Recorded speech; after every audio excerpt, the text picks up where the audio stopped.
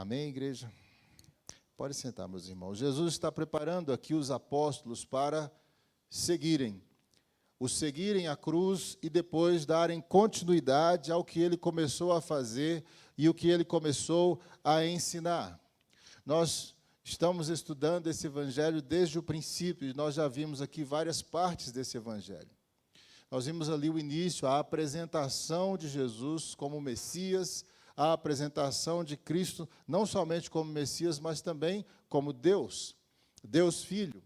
Fica revelado algo surpreendente, que Deus não somente enviou o Messias, mas enviou o seu próprio Filho para cumprir o papel do Messias, do libertador do seu povo Israel. Isso nós temos ali nos primeiros capítulos. Essa parte se encerra quando, do alto dos céus, a voz do Senhor vai confirmar: este é meu Filho amado.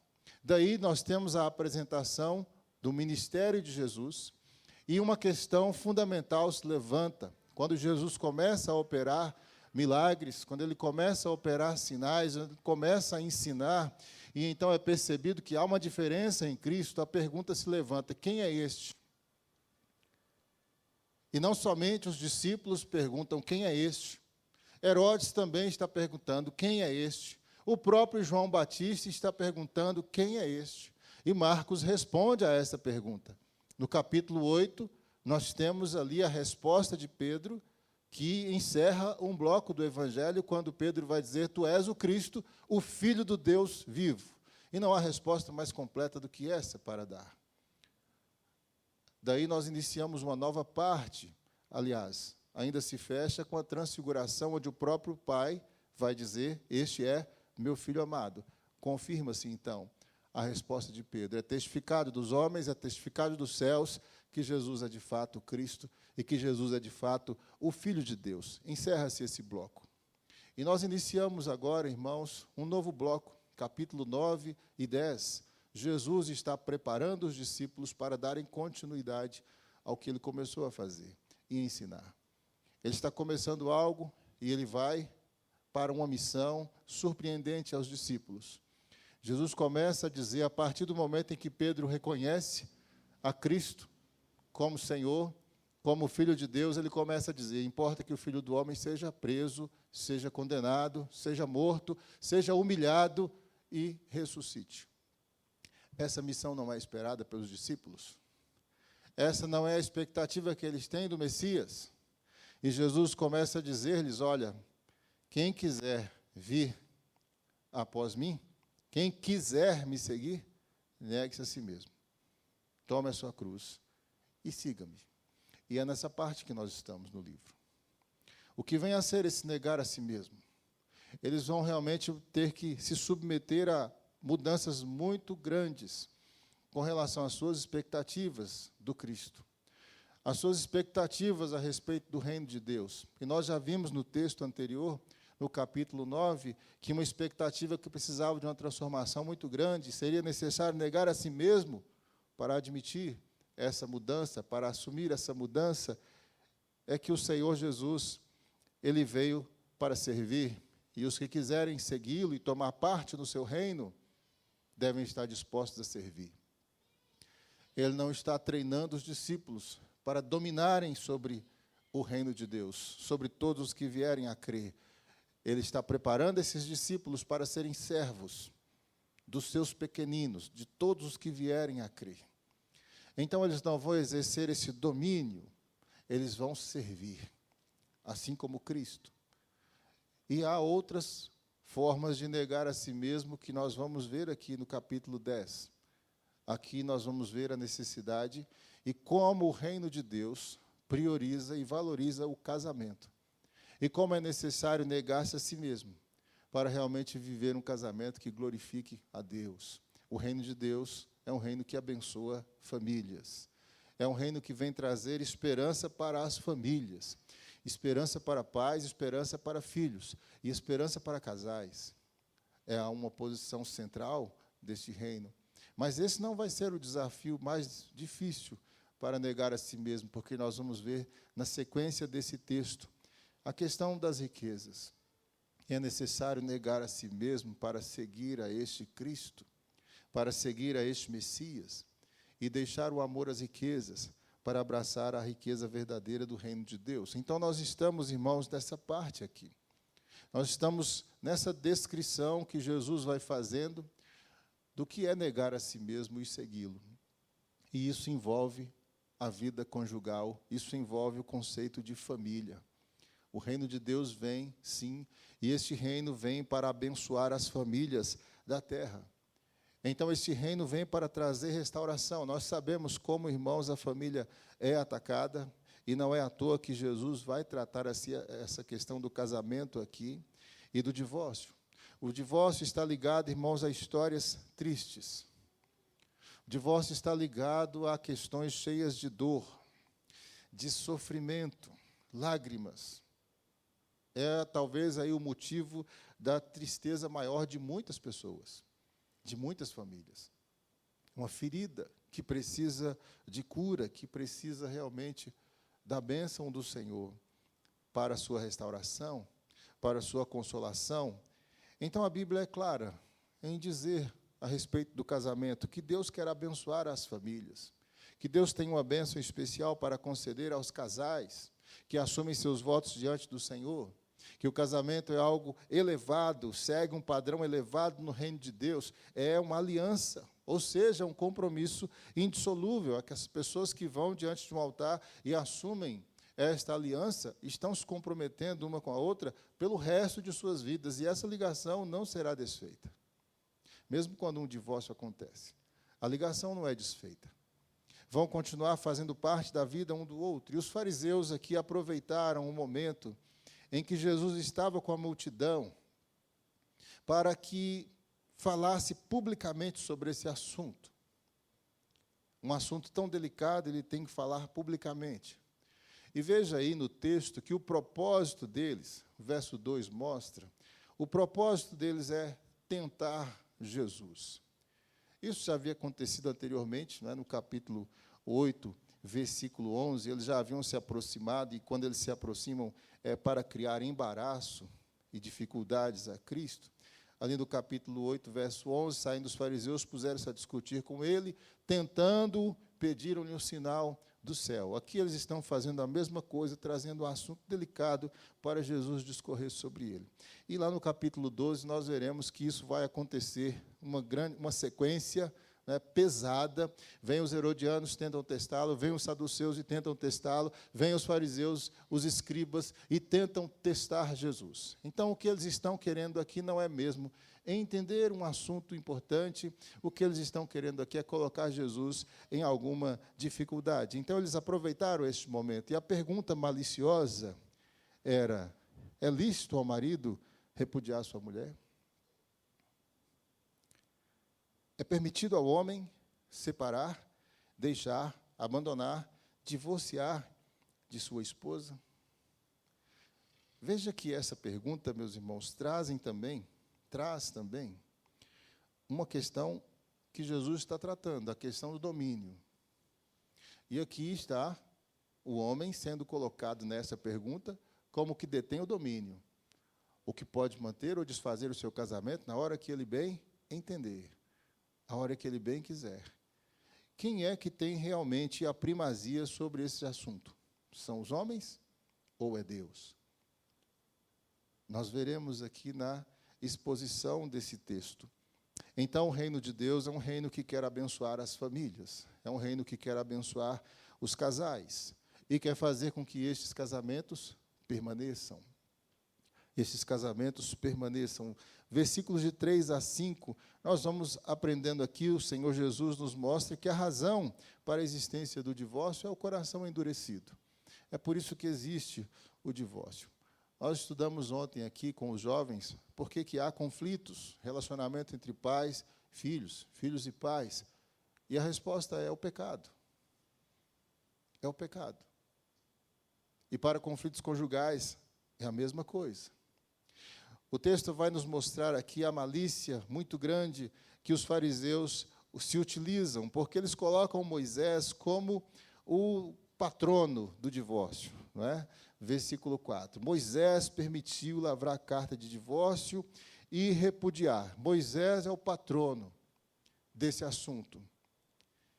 E Moisés é colocado aí como esse grande promotor e defensor de um repúdio feito, né, de qualquer forma, como bem entender o homem. É como se Moisés tivesse tornado isso um assunto muito comum, possível a qualquer hora, por qualquer motivo, de qualquer forma, de qualquer jeito. Ou seja, eles estão usando o nome de Moisés para justificar a sua prática, para justificar a desvalorização que eles estão patrocinando do casamento. E como nós vemos, irmãos, o casamento ser desvalorizado em nosso tempo. Não é de hoje. Sempre foi assim. Há uma grande desvalorização do casamento, da família. Há uma depreciação hoje até da maternidade. Movimentos feministas depreciam até mesmo a maternidade. Estamos no Dia das Mães. E nós precisamos compreender que esse é um ministério preciosíssimo. Um ministério concedido por Deus, um dom concedido pelo próprio Deus de gerar vida. Deus é o Deus da vida. Ele é que criou a vida. E Ele concede esse dom às mulheres. Mas o que é precioso para Deus tem sido cada vez mais desvalorizado pelos homens. E eles estão colocando aqui a palavra de Moisés como algo, uma liberação total para o divórcio, para a destruição do casamento. E Jesus não vê dessa forma. Jesus vai mostrar aqui, defendendo o caráter de Moisés, e mostrando o verdadeiro motivo da concessão, e não incentivo ao divórcio. Jesus vai dizer, olha, a causa é a dureza do vosso coração. Por causa da dureza do vosso coração. E o interessante dessa palavra aqui, que Jesus está mostrando que o coração deles não mudou desde os dias de Moisés até aquele dia. Que assim como lá no tempo de Moisés, o coração deles estava endurecido para manter o seu vínculo, para manter a sua aliança diante do Senhor, ainda nos dias de Jesus, os corações continuam endurecidos. E aí, esse coração endurecido vai trazer vários tipos de comportamentos e de atitudes num relacionamento que só podem destruí-lo.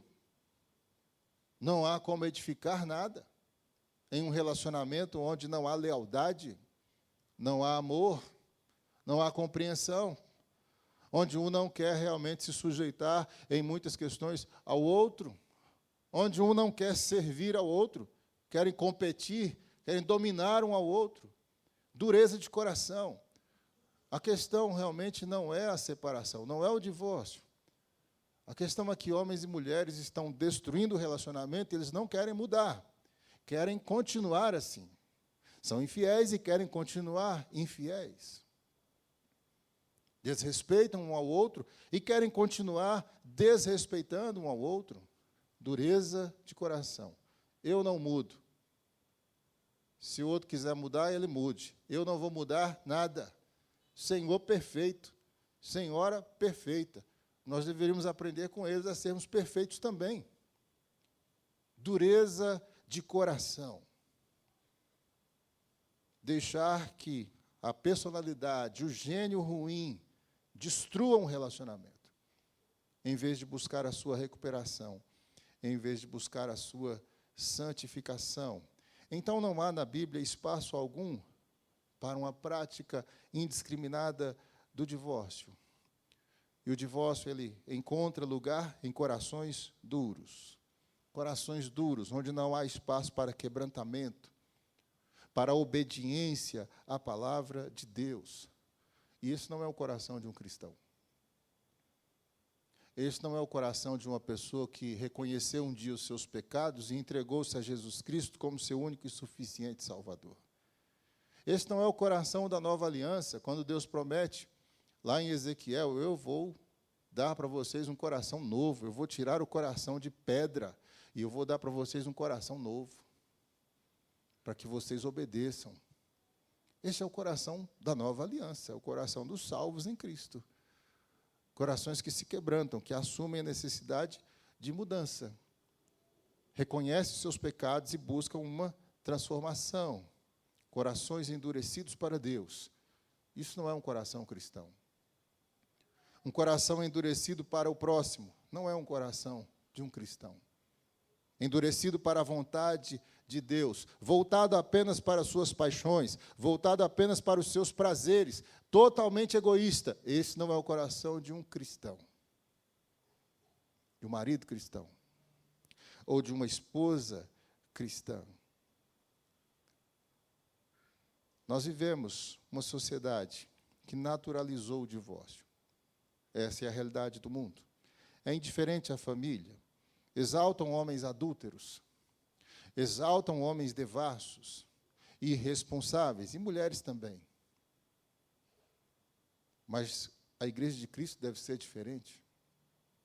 Aqueles que professam o nome de Jesus, aqueles que exaltam o Senhor, louvam o nome do Senhor, devem ter uma diferença em suas vidas. Isso deve ser percebido no seu casamento. Então, o reino de Deus, ele restaura famílias, não destrói famílias. O Evangelho de Jesus Cristo traz esperança para os lares, não destruição para os lares. A ministração constante da palavra de Deus gera em nós corações cada vez mais voltados para amor, graça, bondade, perdão, misericórdia. E quando essas virtudes são aplicadas no relacionamento, ele é saudável. Quando esses ensinamentos de Cristo são praticados dentro da nossa casa, a nossa casa é curada. Nossas famílias são curadas, são fortalecidas. E o resultado não é a destruição. O resultado não é separação. O resultado não é divórcio. Não é mesmo. E a palavra de Deus, nós sabemos, ela não falha. Nós temos o texto bíblico dizendo que Deus, ele aborrece o divórcio. Deus aborrece este pecado. E o crente não deve buscar. Não deve buscar. 1 Coríntios 7, 12 a 14 vai dizer que o fato de um cônjuge não ser um crente, isso não justifica a busca pelo divórcio. Não. Deve permanecer. Permanecer nesse casamento e orar pela conversão daquele que não é um cristão. Um homem que abandona a esposa, abandona os filhos, porque ele quer viver uma vida melhor, quer viver uma vida diferente. Não quer ter responsabilidade. Este homem negou a fé. Aquele que negou sua família, negou a fé. 1 Timóteo 5, versículo 8, meus irmãos. 1 Timóteo 5, verso 8.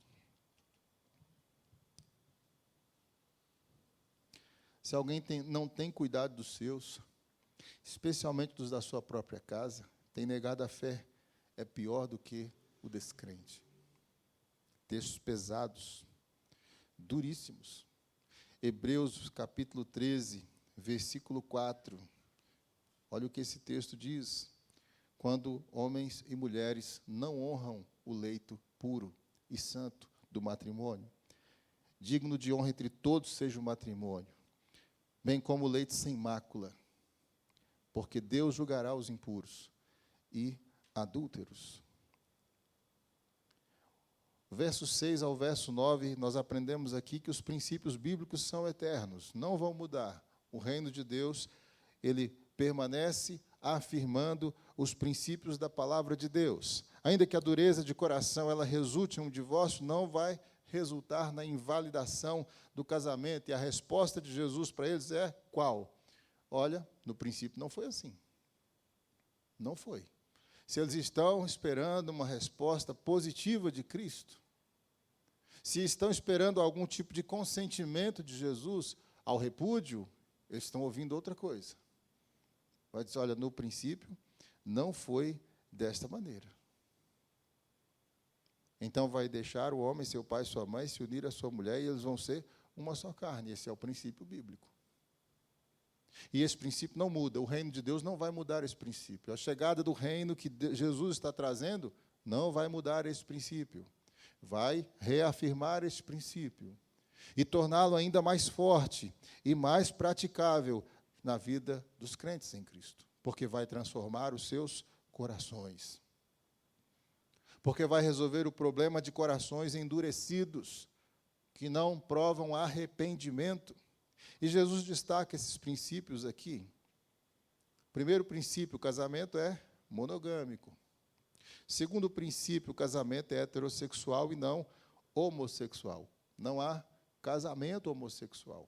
Se existem pessoas que têm esse tipo de relacionamento, um relacionamento que é reconhecido pela justiça como união estável, mas isso não configura um casamento. Por quê? Porque quem define casamento é o Criador do casamento, é Deus. Não é um assunto que nós definimos, Deus define. Quem tem autoridade para dizer o que é o Criador. O que é a criação? É Deus quem diz o que é a criação. Foi Ele que criou. Você pinta um quadro e você diz o que é o quadro. Você que pintou. Você interpreta, é a sua obra. É a sua obra. E nós somos obra de Deus.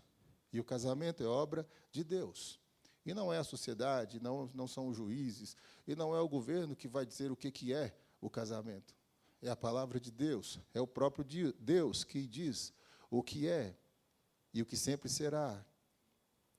Outro princípio, deixar pai e mãe, unir-se ao seu cônjuge, ou seja, o novo casal vai formar um novo núcleo familiar sem interferência. Sem interferência de terceiros, de pai, de mãe, do trabalho, do lazer, do futebol, qualquer outra coisa. Há uma prioridade neste relacionamento. E esta prioridade, esta autonomia, esta privacidade precisa ser defendida pelos dois. E por todos à sua volta. Outro princípio que está aqui, de serem uma só carne, unidade. Há uma entrega total entre esses dois. No sentido físico, sentido emocional, sentido espiritual. A unidade do casal reflete uma unidade muito santa. Dois se tornam um. Dois numa só carne. Refletem um relacionamento santo, que é o relacionamento de três, que são um só. Deus Pai, Deus Filho e Deus Espírito Santo. Então, o casamento reflete o Senhor. E deve refletir a harmonia que há entre as pessoas da Trindade, o amor que há entre as pessoas da Trindade, e a funcionalidade desse relacionamento, onde um vai se submeter ao outro, onde o filho se submete ao pai, onde o Espírito se submete ao filho. Isso não é inferioridade. É um relacionamento de iguais, funcionando, exaltando e glorificando a Deus. E quando um casal encontra isso, quando um casal entende o privilégio que eles têm de refletir um relacionamento tão santo, então eles glorificam o Senhor. Então, por fim, Jesus faz aqui a seguinte conclusão desses princípios, versículo 9, e ele vai dizer o seguinte: portanto, conclusão, o que Deus ajuntou não separe o homem. Então, eles propuseram a questão do repúdio, do divórcio. Jesus negou, eles tentaram novamente, e Jesus negou novamente. Mas, irmãos, no contexto de Marcos, que outro tipo de embaraço essa questão podia criar para Jesus? Vocês se lembram aqui, capítulos atrás, como foi a morte de João Batista? Por qual motivo foi a morte de João Batista? Vocês lembram? Ele confrontou um adúltero, que, por sinal, era um governador, Herodes Antipas. E João Batista o confrontava, por quê? Porque Herodes Antipas se divorciou da sua esposa, incentivou sua cunhada a se divorciar do seu irmão e uniu-se em matrimônio com ela. João Batista dizia o que para ele? Não te é lícito possuir a mulher do teu irmão, adultério. E o final da história é que o mensageiro do Messias, Jesus, o homem servo de Deus, que anunciou a chegada do Messias no início desse evangelho, é morto por causa desse assunto. Será que não há aqui também uma intenção dos fariseus de criar a situação que leve o Messias ao mesmo destino? Isso mostra que a dureza de coração ainda era muito forte. Nós temos algumas aplicações aqui dessa parte, irmãos, é que o casamento é uma instituição criada por Deus e é regido pelos seus princípios. E se você não está vivendo esses princípios, observando esses princípios em seu relacionamento, entenda que se você quer seguir a Jesus, você deve seguir esses princípios também. Se você quer ser um discípulo de Cristo, você deve viver o seu casamento segundo os princípios da palavra de Deus. Isso é parte do seu discipulado. Isso é parte do meu discipulado. É o nosso discipulado como igreja. E não há como nós dizermos que nós estamos seguindo a Cristo diante das pessoas e dentro da nossa casa nós estamos agindo de outra maneira. Dentro da nossa casa, o homem não ama a sua esposa como Cristo amou a igreja. A esposa não se submete ao seu marido como a igreja deve se submeter a Cristo. Não há respeito pelos filhos, ou filhos não respeitam seus pais. Dentro da nossa casa é que nós devemos ser cristãos. O primeiro ministério da nossa vida é dentro da nossa casa. E se eu não estou vivendo os princípios do reino de Deus, uma verdadeira conversão dentro da minha casa, então essa conversão é falsa. Essa confissão de seguir a Cristo é falsa. Se um marido cristão, ele quer se dizer muito espiritual, mas ele não está observando suas obrigações dentro da sua casa, ou a esposa também, que cristianismo é esse? Ser um crente em Cristo é ser transformado, em primeiro lugar, dentro da nossa casa. E depois, dando testemunho, para que muitos outros, famílias destruídas, e são muitas, voltem a ter esperança. Lares destruídos, e são muitos, voltem a ter esperança. Eu quero esse Salvador, porque eu preciso desse Salvador para a minha família. Eu preciso desse Salvador para a minha casa. Preciso desse Salvador para os meus filhos. Então, o casamento é essa instituição criada por Deus, regida pelos seus princípios, onde quer que ocorra, seja em que cultura for, em que igreja for, em que religião for, é uma instituição criada por Deus. E os princípios que serão cobrados serão esses. O mundo mudou, pastor, mas os princípios da palavra de Deus são eternos. Os princípios da palavra de Deus não mudam. São perfeitos? São eternos. Não mudam e não vão mudar. E é isso que Jesus está mostrando. Olha, não vai mudar nada. Fariseus, o princípio continua. É Deus quem diz como vai ser. Não são vocês que dizem como é que vai ser, não. É Deus quem diz. E a igreja de Jesus vai seguir os princípios da palavra de Deus. Por último, irmãos, verso 10 a 12, é uma conversa agora só dos discípulos com Jesus. Depois que Jesus encerra a questão aqui no verso 9, os discípulos ainda querem perguntar um pouco mais, como talvez aqui alguns irmãos querem perguntar um pouco mais sobre esse assunto, né? Tem curiosidades, e os discípulos querem saber um pouco mais, e Jesus está mostrando, olha, quando está sendo promovido esse divórcio aí, o que está sendo promovido é o adultério. O que estes fariseus, o que essas escolas, Hilel e Shammai, estavam promovendo na cultura do povo de Deus, adultério em massa. E quando pessoas estão estimulando outros e apoiando outros a que se divorciem, case de novo, divorcia, case de novo, estás promovendo o quê? Adultério em massa. Pecado. Desobediência. Como se Deus não tivesse ensinado nada a respeito disso. Como se a palavra de Deus não dissesse nada a respeito disso. Eu não estou dizendo, irmãos, que essa situação impede a salvação de qualquer pessoa, que Deus não ame pessoas divorciadas. Não é isso que eu estou dizendo. Deus ama. Esse próprio evangelho vai dizer que todos os pecados podem ser perdoados, desde que haja reconhecimento desse pecado e haja uma atitude humilde, clamando pelo perdão do Senhor. Há perdão. Há perdão para os adúlteros, há perdão para todos os pecadores. Todos. E nós devemos olhar para esse ensinamento como algo que nós devemos buscar todos os dias, viver o mais próximo possível dessa situação. mesmo quem já divorciou, está no novo casamento. Então, o que eu faço de agora em diante? Vive esse casamento da melhor maneira possível. Aplica os princípios bíblicos a esse casamento e glorifique a Deus nesse casamento. Glorifique a Deus nessa situação em que você está hoje. A graça para todos nós, a graça para todos os pecadores.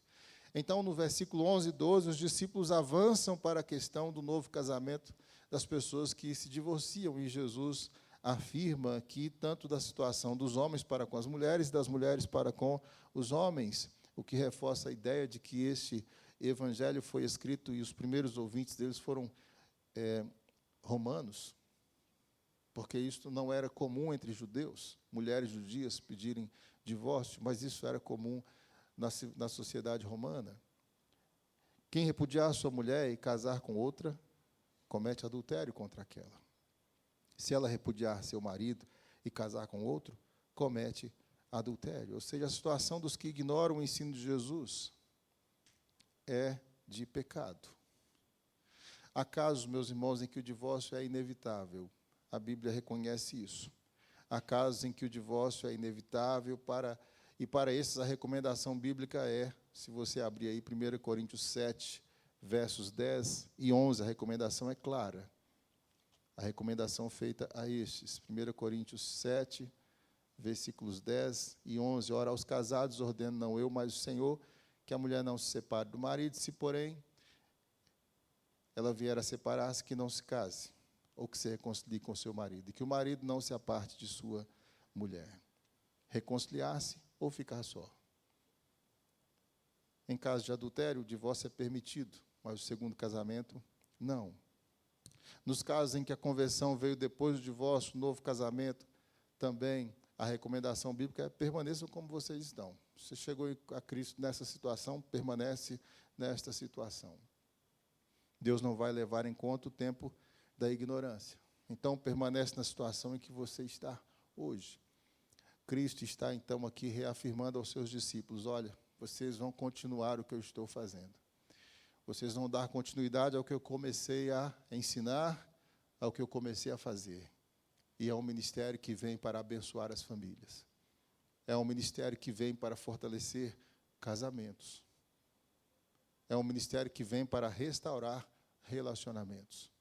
E eles deveriam passar esses ensinamentos para toda a igreja, para todos os que viessem aos pés de Cristo, nas mais diversas situações. E imaginem, meus irmãos, quantas situações complexas nos primeiros crentes, nas culturas pagãs, as culturas dos Efésios, dos Coríntios, onde a idolatria envolvia ali todo tipo de imoralidade sexual. Imagine a bagunça que eram as famílias, quando o Evangelho chegou. E a bênção que foi o ensinamento do que é realmente um casamento aos olhos de Deus. Como é que Deus vai abençoar as famílias da terra se não ensiná-las como viver corretamente diante da presença do Senhor? E com o tempo, várias gerações depois, houve uma transformação nessas sociedades, uma transformação enorme no mundo.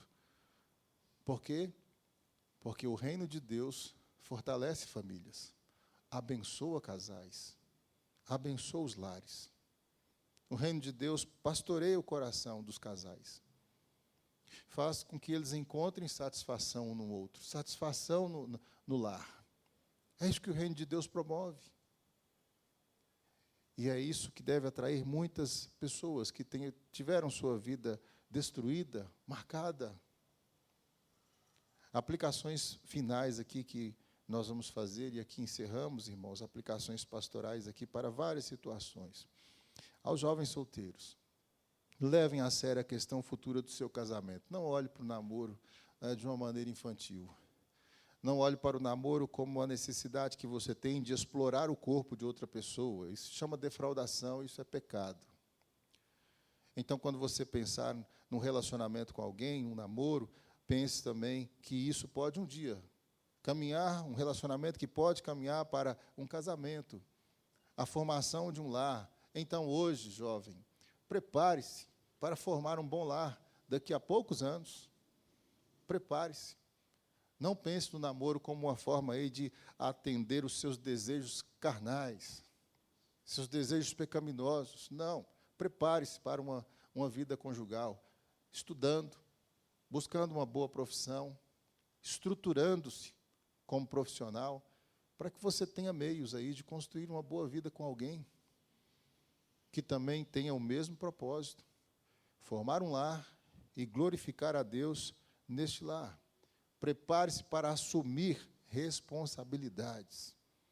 Busque maturidade nos relacionamentos, principalmente no relacionamento com seus pais, porque se você for maduro no relacionamento com seus pais, você vai ser maduro no relacionamento com o cônjuge. Mas se você for imaturo no relacionamento com seus pais, você vai ser imaturo no relacionamento conjugal. Só que o cônjuge não é obrigado a ficar suportando a sua meninice, sua infantilidade. Não é seu pai nem sua mãe. Então, busque crescer como pessoa, para então honrar a Deus em um casamento futuramente. Ore para que o seu casamento seja, de fato, vivido para a glória de Deus. Pessoas que estão divorciadas, confiem na palavra de Deus.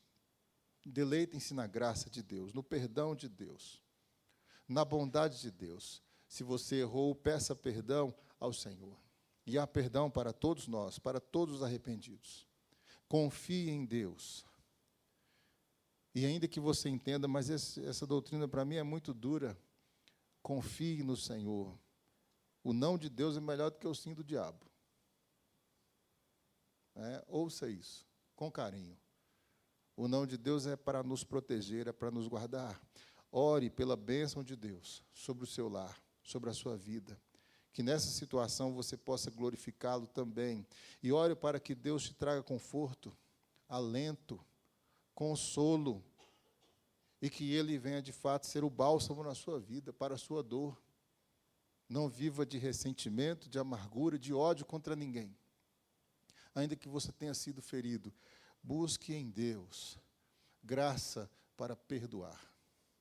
Busque no Senhor graça para você continuar a sua vida sem carregar esse ressentimento e essa mágoa que vai intoxicar a sua vida, que vai mais a te prejudicar, não vai te ajudar de forma alguma. Então, ore a Deus para que traga esse conforto ao seu coração e te sustente dia após dia. Casais, a instituição do casamento está sob ataque. Se você não considera isso, você está sendo ingênuo.